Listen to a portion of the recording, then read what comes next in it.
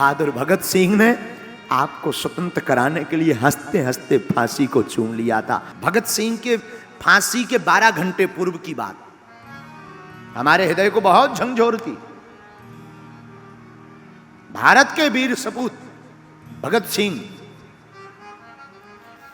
इनको जब फांसी की सजा मिली हो, इसके 12 घंटे पहले के आप चरित्र को पढ़ेंगे, कई किताबों ने, कई लेखकों ने लिखे हैं, उसको आप पढ़ेंगे तो आपके रोंगटे खड़े हो जाएंगे। क्या बहादुरी थी! ऐसे ही नहीं हम आपको आजादी मिली है, ऐसे ही नहीं हम स्वतंत्र हैं, इन वीर सपूतों की बहादुरी के कारण ही आजादी मिली। ये कहो तो हम सुनाएं, फिर कथा में प्रवेश करें। इसे वैसे ये सुनने योग्य है, हम आपको सुनाते हैं, फिर कथा की ओर चलेंगे।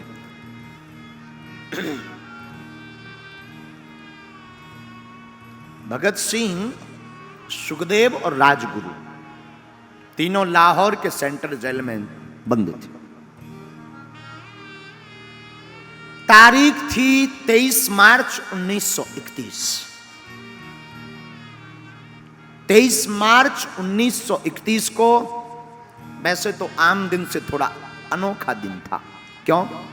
उस दिन रात को प्रकृति ने बहुत उपद्रव किया, आंधी चली, तूफान आया और सुबह वातावरण थोड़ा शांत हुआ। इन तीनों वीर सपूतों को फांसी मिल ली थी, लेकिन उस वक्त अंग्रेजी हुकूमत ने इनको फांसी की तय तारीख के 12 घंटे पूर्व ही फांसी देने का निर्णय लिया।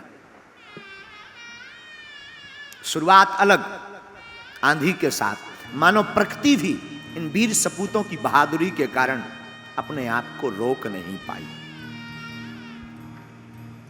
वो काला दिन 4 बजे सुबह से वही जेल के अंदर की चहल पहल। जेल के अंदर एक वार्डन था जिसका नाम था चरण सिंह। चरण सिंह ने सभी कैदियों को आवाज लगाकर कहा, सभी कैदी अपनी अपनी कोठरी में चले जाओ तुरंत। आज सभी कैदी चौंक गए कि इतनी जल्दी कोठरी में जाने की आदेश क्यों आया है। वार्डन चरण सिंह ने कहा, यह ऊपर से ऑर्डर है, इस पर हमें कुछ नहीं पता है, तुम सब कोठरियों में जाओ। सभी कैदी भयभीत होकर के सहमे हुए अपनी अपनी कोठरियों में चले गए। उसी समय जेल का नाई, जिसका नाम बरकत था, बरकत लुकता छुपता फुसफुसाता हुआ हर कोठरी के बाहर फुसफुसाता हुआ चला आ रहा था। उसकी आंखें कुछ बोल रही थी, उसकी आंखें कुछ कह रही थी। वो आंखों को बार बार नीचे झुका रहा था, अपने आप को वो संभाल रहा था। फुसफुसाते हुए उस बरकत नाई से एक कैदी ने पूछा, क्या बात है, आज इतनी जल्दी क्यों बंद किया गया हम सबको, क्या कारण है? तो बरकत नाई ने कान में जाकर के कहा, पता है, आज रात एक दिन पहले ही भगत सिंह, सुखदेव और राजगुरु, इन तीनों को फांसी दी जाएगी। कैदियों की आंखों में आंसू आ गए, सबकी आंखें नम हो गईं। उस वक्त पंजाब के कैदी ने बरकत नाई से कहा, क्या तुम भगत सिंह की कोठरी तक जाओगे? क्यों? जाओ, और जाकर के भगत सिंह का कोई सामान मिले, कोई पेन मिले, उसका कपड़ा मिले, उसका शीशा मिले, तो हमारे पास जरूर लेकर आओ। तो नाई ने कहा, क्यों? क्यों?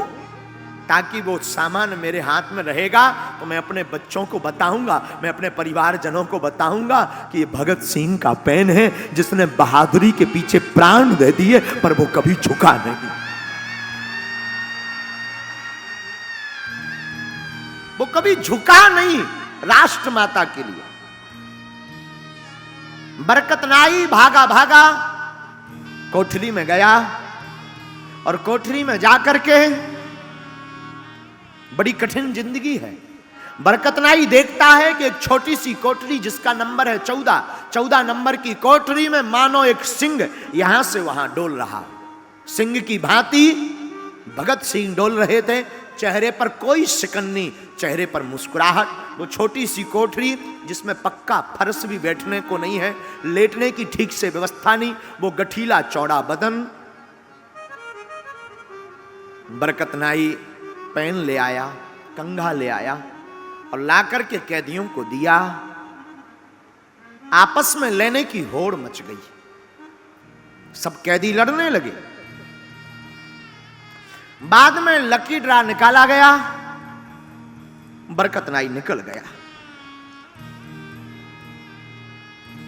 14 नंबर की कोठरी, उसमें सिंह की भांति हमारे राष्ट्र का एक बहादुर सिंह की भांति डोल रहा था।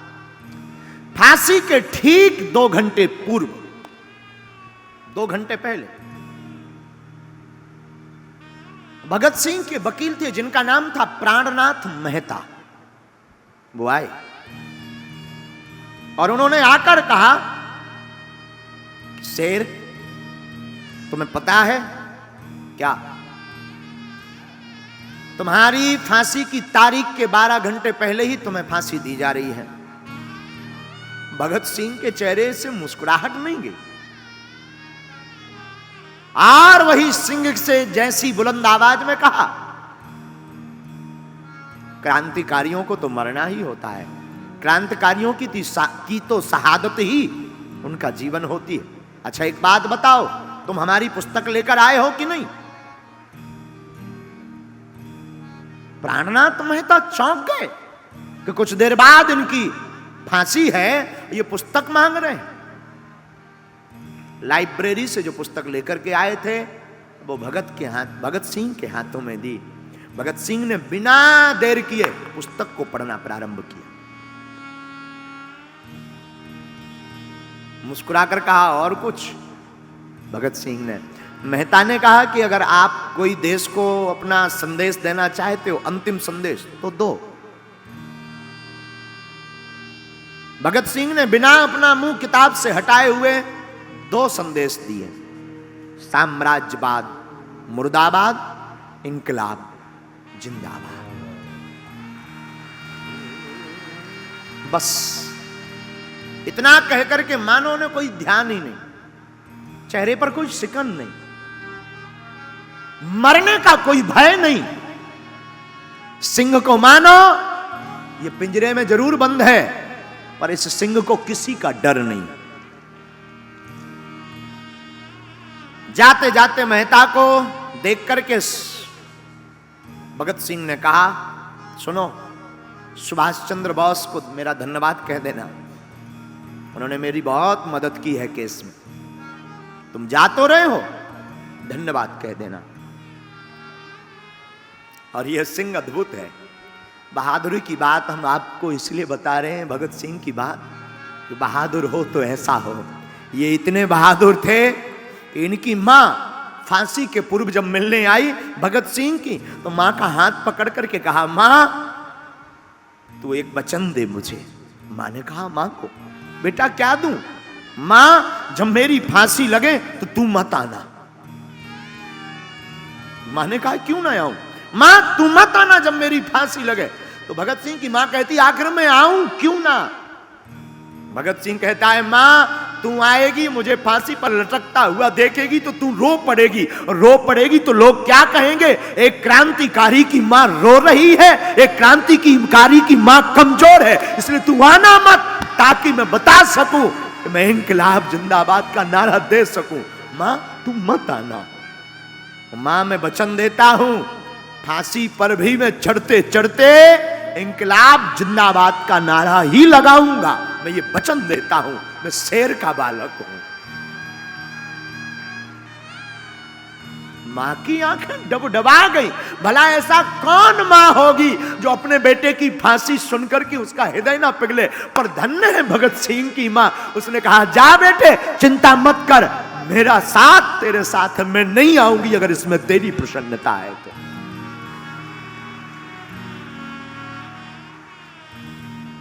ये बहादुरी की बात है मेरे साधुओं। मां को भगत सिंह मिले, मेहता जो वकील थे वो अन्य राजगुरु सुखदेव आदि को भी मिले, जेल अधिकारी को समय का पता लगा कि 7 बजे फांसी देनी है, तो जेल अधिकारी ने खबर भेजी, भगत सिंह आपको मृत्यु के 12 घंटे पूर्व ही, आपकी फांसी के 12 घंटे पूर्व ही आपको फांसी दी जा रही। कुछ नहीं कहा, किताब पढ़ते रहे। भगत सिंह के जेल में एक सफाई कर्मचारी था जिसका नाम था बेबे।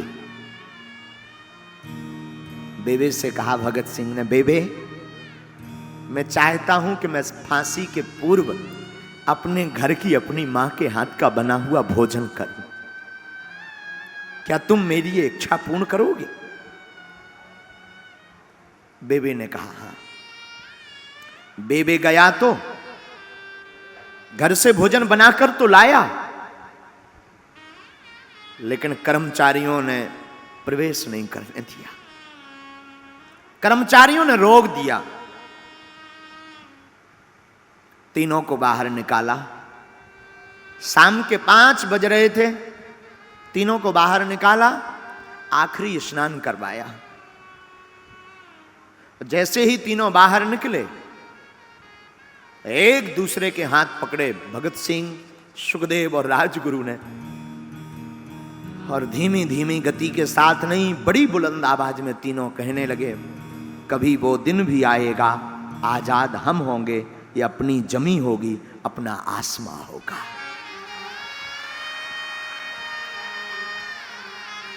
तीनों को फांसी के पूर्व आखिरी स्नान कराया गया, काले कपड़े पहनाए गए। सब कैदी जेल खाने में बैठे हैं और आज सब कैदी चुप हैं।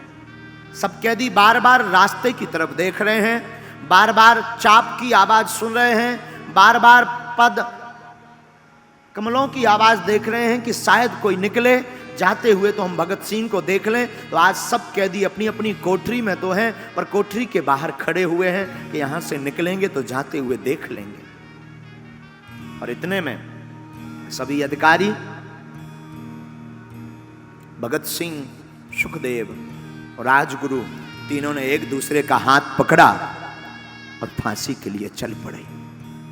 काले कपड़े पहनाए गए और जैसे ही जोर जोर से बूट की आवाज आने लगी तो सब कैदी सहम गए और सब कैदी एक दूसरे की तरफ देख करके बाहर की तरफ देखने लगे। और हमारे भारत के शेर तीनों ने एक दूसरे का हाथ पकड़ा और डरे नहीं, सहमे नहीं, रोए नहीं, और तीनों हाथ पकड़ करके कहते हैं, सरफरोशी की तमन्ना अब हमारे दिल में है, देखते हैं दम कितना बाजुए कातिल में। कैदियों की आंखों में आंसू आ गए,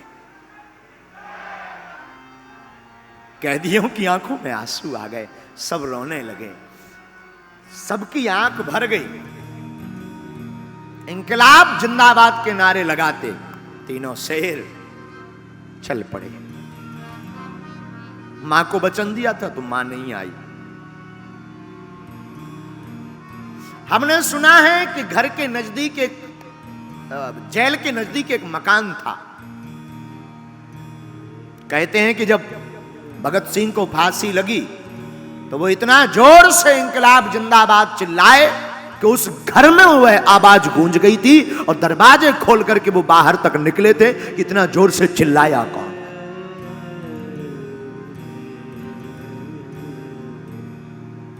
बहादुर हमारे भगत सिंह जैसे ही पहुंचे, वजन तौला, फांसी देने वाला जल्लाद लाहौर के नजदीक ही शहदरा से आया था।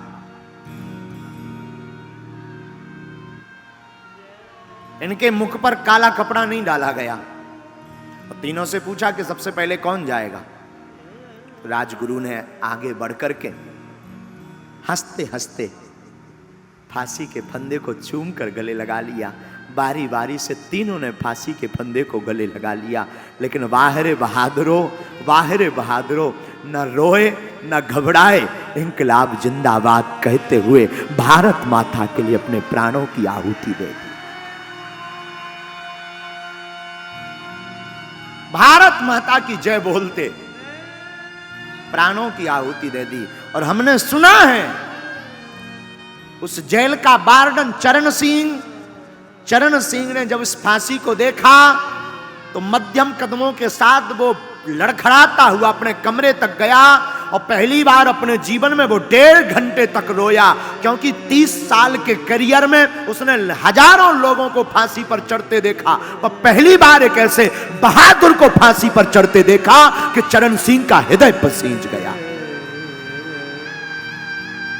पहली बार किसी बहादुर को देखा, आंख डूब गई, रोते रहे। ऐसी हमें आजादी नहीं मिली मेरे पागलों। ये राष्ट्र कथा सुनाने नहीं हम आपको आए हैं, हम आपको आपकी जिंदगी के बारे में, इस गाथा के बारे में बताना चाहते कि राष्ट्र भक्ति क्या होती है। अपने प्राणों को हंस कर के न्यौछावर कर दिया है एक शेर ने।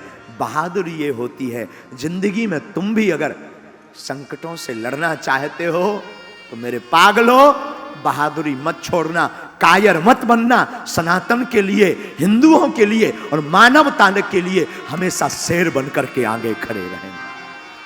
हमें लगता है कथा से ज्यादा जरूरत इस बात की बहुत है। कथा तो करनी ही है, क्रम तो पूरा करना ही है, लेकिन आज कथा से प्रण लेकर जाओ।